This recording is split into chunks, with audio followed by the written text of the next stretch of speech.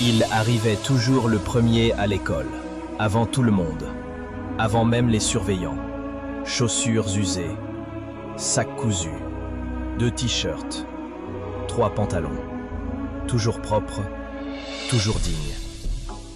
Mais un mardi matin, ce n'était pas comme d'habitude. Devant la salle de classe, il voit une enveloppe. Bien posée, bien visible.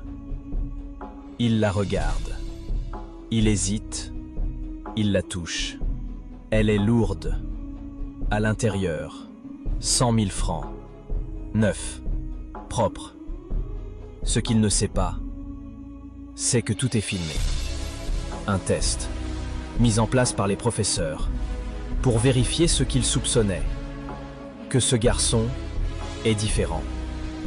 Mais ce jour-là, il n'a pas faim. Non. Ce jour-là, il a mal au cœur. Son père est tombé malade. Très malade. Pas d'argent pour l'hôpital.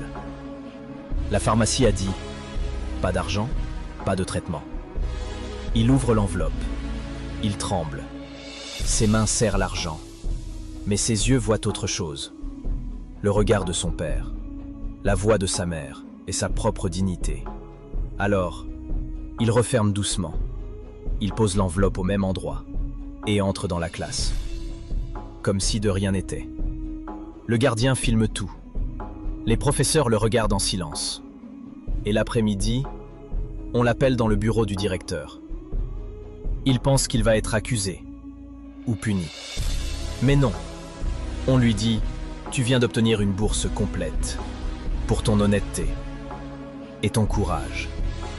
Il baisse la tête et pour la première fois, il pleure.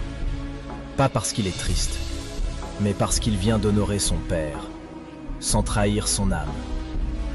Il y a des tentations qui arrivent quand tu es le plus faible. Mais résister, c'est la preuve que tu es déjà fort.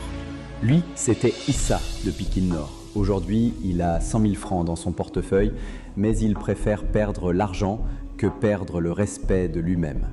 Abonne-toi, sinon on va laisser 10 000 devant ta porte et on va voir si tu filmes ou si tu ramasses.